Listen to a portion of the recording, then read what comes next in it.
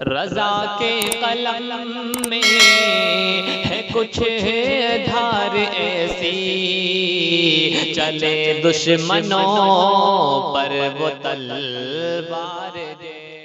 رسول اعظم صلی اللہ تعالی علیہ وآلہ وسلم کے پیارے دیوانوں، میرے ایک بھائی کا ایک سوال ہے کہ غسل کرنے کا سنت طریقہ کیا ہے؟ تو میں انشاءاللہ تعالی آج میں آپ کو بتاتا ہوں کہ غسل کرنے کا سنت طریقہ کیا ہے، کیونکہ ہمارے بہت سے مسلمان بھائی ایسے ہیں کہ جن کو غسل کرنے کا سنت طریقہ نہیں معلوم ہے، اور ان کو معلوم بھی نہیں ہوتا ہے، وہ ایسے ہی نہا لیتے ہیں، اس کے بعد میں وہ پاک بھی نہیں ہوتے ہیں اور وہ ایسے ہی نماز پڑھ لیتے ہیں۔ اس کے بعد میں نہ ان کو نماز میں چین ملتا ہے، نہ سکون ملتا ہے۔ اس کے بعد میں وہ اعتراض کرتے ہیں کہ ہمیں نماز میں چین نہیں ملتا، نماز میں سکون نہیں ملتا۔ اللہ رب العزت نے عبادتوں میں سکون رکھا ہے۔ جب آپ پاک نہیں ہوں گے تو آپ کو سکون نہیں ملے گا۔ شیطان ناپاکوں کے ساتھ میں رہتا ہے۔ مسلمان جو ہوتا ہے اس کو ہر ٹائم پاک رہنا چاہیے، اگرچہ جو انسان پاک ہوتا ہے اس کے ساتھ میں بھی شیطان رہتا ہے، مگر جس وقت ہم پاک ہوتے ہیں اور ہم اللہ رب العزت کی سچے دل سے عبادت کرتے ہیں، شیطان ہمیں بلغلانے کی حتی الامکان کوشش کرتا ہے۔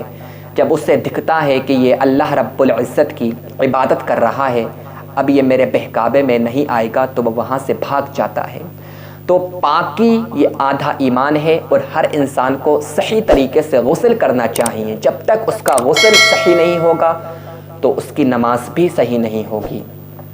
ہمارے مسلمان بھائی ایسے ہیں کہ اگر ان سے کہا جائے کہ آپ علم دین سیکھو، کم از کم اتنا تو علم دین سیکھ لو کہ آپ کو رہنے کا طریقہ آ جائے، آپ کو زندگی گزارنے کا طریقہ معلوم ہو جائے۔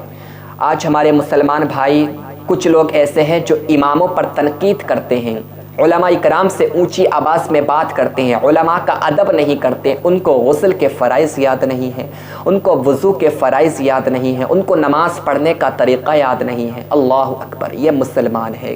تو میں آپ لوگوں سے گزارش کرتا ہوں کہ علم دین سیکھنے کی کوشش کریں، اور کم از کم اتنا علم ضرور سیکھ لیں کہ آپ کو اپنی زندگی گزارنے کا صحیح طریقہ آ جائے۔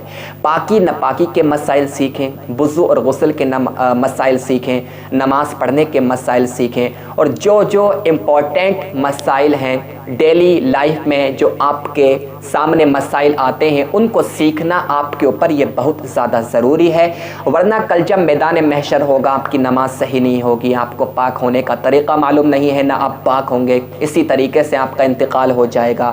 اور جب اللہ رب العزت آپ سے پوچھے گا میرے بندے تو نے نماز پڑھی، جو بھی تو نے نماز پڑھی ناپاکی کی حالت میں پڑھی، اس وقت تم کیا کہو گے؟ مولا ہمیں غسل کا طریقہ معلوم نہیں تھا، ہمیں وضو کرنے کا طریقہ معلوم نہیں تھا، ہمیں نماز پڑھنے کا طریقہ معلوم نہیں تھا۔ اس وقت آپ کا یہ کہنا آپ کو نہیں بچا پائے گا، کیونکہ جہالت لا علمی کوئی عذر کوئی ہے۔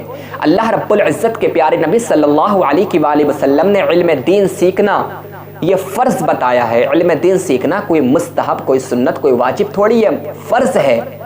ہر مسلمان پر یہ فرض ہے علم دین سیکھنا۔ کتنا علم دین سیکھنا فرض ہے؟ اتنا کہ اس کو اپنی زندگی گزارنے کا صحیح طریقہ معلوم ہو جائے، نماز کے مسائل معلوم ہو جائیں، وضو کے مسائل، غسل کے مسائل، اور جو ڈیلی لائف میں آپ کے سامنے مسائل آتے ہیں ان کا سیکھنا اس کے اوپر فرض ہے۔ تو غسل کا طریقہ اگر آپ کو معلوم نہیں ہے تو آج میں آپ کو سنت طریقہ بتاتا ہوں، کیونکہ کچھ جاہل لوگ یہ کہتے ہیں کہ جب تک کوئی غسل کرے گا، جب تک وہ کلمہ نہیں پڑھے گا اس کا غسل نہیں ہوگا۔ یہ جہالت کی بات ہے۔ آپ سنت طریقہ سماعت کریں، اور اسی طریقے سے جب آپ نہائیں غسل اسی طریقے سے کریں، اس کے بعد میں آپ نماز پڑھیں، پھر آپ دیکھنا کہ آپ کو نماز میں کتنا سکون ملے گا، کتنا چین ملے گا۔ جب انسان پاک ہوتا ہے نا تو ایک اندر سے الگ ہی فیلنگ آتی ہے جب انسان پاک ہوتا ہے صحیح طریقے سے، ورنہ تو آپ کتنی بھی بالٹی پانی اپنے اوپر بہا لیں، آپ کو سکون نہیں ملے گا جب تک آپ پاک نہیں ہوں گے۔ تو غسل کرنے کا سنت طریقہ یہ ہے کہ سب سے پہلے آپ نیت کریں۔ نیت دل کے پکے ارادے کو کہتے ہیں، دل میں پختہ ارادہ کر لیں، زبان سے کچھ نہ پڑھیں۔ آپ باتھ روم کے اندر ہیں، نیت دل میں یہ کر لیں کہ میں اللہ رب العزت کی رضا کے لیے غسل کر رہا ہوں، ناپاکی کو دور کرنے کے لیے غسل کر رہا ہوں، نماز پڑھنے کے لیے غسل کر رہا ہوں، یہ نیت کریں۔ اگر نیت نہیں بھی کریں گے اس کے باوجود بھی آپ کو غسل تو ہو جائے گا، مگر نیت کرنا اس وجہ سے ضروری ہے کہ جب کوئی بندہ نیت کر کے غسل کرتا ہے تو جب تک وہ غسل کرتا ہے تب تک اس کا ہر لمحہ عبادت میں لکھا جاتا ہے، اس کا ہر لمحہ ثواب میں لکھا جاتا ہے۔ تو آپ ایک مومن ہیں، آپ اللہ کے نبی صلی اللہ علیہ وآلہ وسلم کے نوکر ہیں، آقا کے غلام ہیں، آپ کو ہر طرف سے نیکیاں حاصل کرنا چاہیے، آپ کو ہر طرف سے نیکیوں کو اچیو کرنا چاہیے۔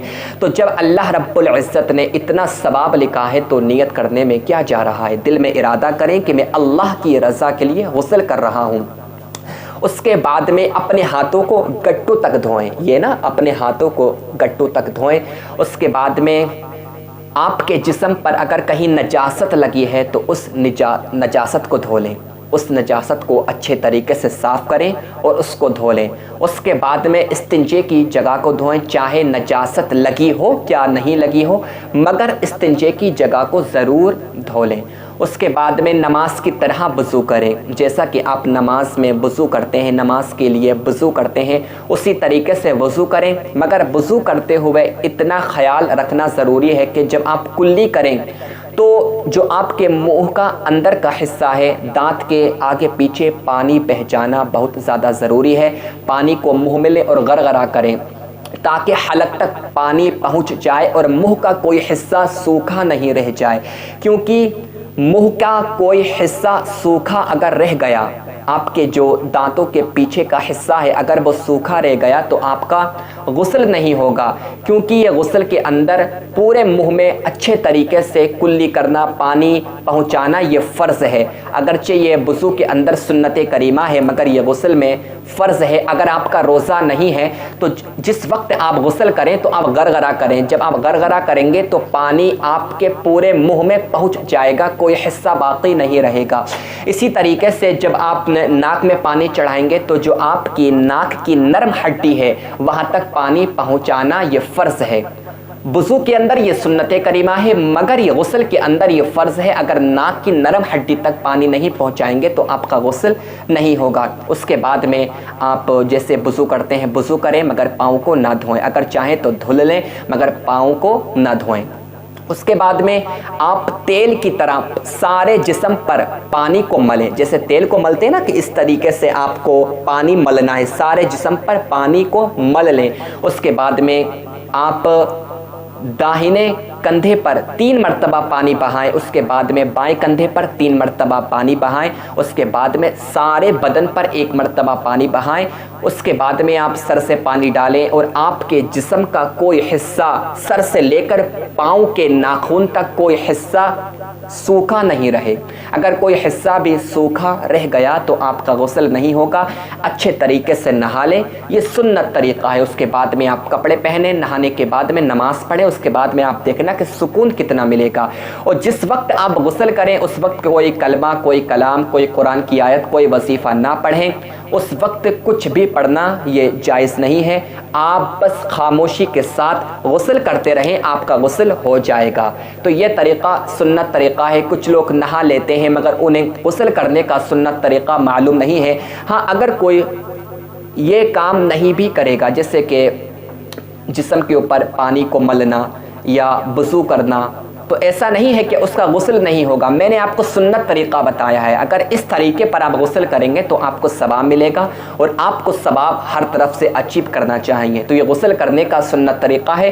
غسل کے اندر 3 فرض ہیں، کلی کرنا، 3 مرتبہ کلی کرنا، ناک میں پانی چڑھانا اور سارے بدن پر 1 مرتبہ پانی بہانا، یہ 3 فرض ہیں۔ سنت طریقہ وہ ہے جو میں نے آپ کو بتایا۔ اب جب آپ نہائیں تو آپ غسل ضرور کرنا، ہو سکے تو آپ جب بھی نہا کریں تو آپ غسل کر لیا کریں، کیونکہ اگر آپ کا غسل ہے، آپ ناپاک نہیں ہیں، اور اگر آپ نے غسل کر لیا تو آپ کو ثواب ملے گا، کیونکہ غسل پر غسل کرنا یہ عاجزی، انکساری، متقی ہونے کی علامت ہے۔ اگر آپ پاک نہیں ہیں تو آپ پر تو غسل کرنا فرض ہے، اور اگر آپ پاک ہیں اور آپ نے غسل کر لیا تو آپ کو ثواب ملے گا۔ تو اللہ رب العزت کی بارگاہ میں دعا کرتا ہوں، جو میں نے آپ کو سمجھایا، اللہ رب العزت کی بارگاہ میں دعا کرتا ہوں کہ اللہ رب العزت مجھے حق بولنے کی توفیق عطا فرمائے، اور اگر کوئی غلطی ہو گئی ہو تو اللہ رب العزت اس کو معاف فرمائے، اور میرے سارے بھائیوں کو ضروری مسائل سیکھنے کی اللہ رب العزت توفیق عطا فرمائے، اور سب کو نماز کی پابندی کرنے کی توفیق عطا فرمائے۔